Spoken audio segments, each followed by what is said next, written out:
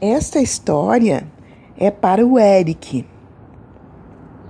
Era uma vez um rei que gostava muito de ouvir histórias. O contador de histórias daquele reino era um velhinho que sabia muitas fábulas e lendas maravilhosas. O rei se deliciava ao ouvi-lo, porém sempre reclamava que queria ouvir mais e mais. O velhinho se esforçava para encontrar histórias cada vez mais compridas, mas no final o rei sempre acabava dizendo: "Mas o que é isso? Só? Que história curta! Quero uma mais longa!" E chegou o dia em que o rei, irritado com o contador, que não conseguia mais satisfazer suas exigências, mandou-o para a prisão e anunciou que daria 500 moedas de ouro a quem lhe contasse uma história tão comprida, que ele mesmo se cansasse. Mas ai de quem acabasse a história antes de o rei dizer basta. Em vez de 500 moedas, ganharia 500 chibatadas. Ora, muitos foram os candidatos para aquela tarefa. Contadores de todas as partes vinham se oferecer para entreter o rei. O primeiro passou horas contando uma história que parecia não acabar mais. Durou o dia inteiro, mas chegou ao final. O rei, ainda insatisfeito, reclamou: "Só isso? E logo agora que eu estava começando a gostar!" E o pobre contador de histórias não escapou do castigo prometido. O segundo contou ao rei uma antiga lenda tão complicada que levou o dia todo e mais uma noite. O rei, entretanto, não parecia se cansar.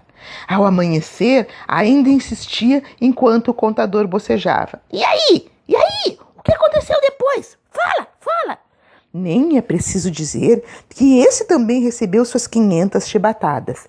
E assim, por mais que os contadores incompridassem seus relatos, não conseguiam satisfazer o rei e iam embora desiludidos, marcados pelas chibatadas.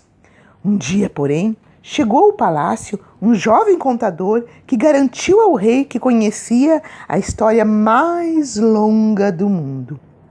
O rei olhou o jovem com desprezo, como se dissesse: "Espere só que você vai ter o que merece." Então o jovem começou a contar.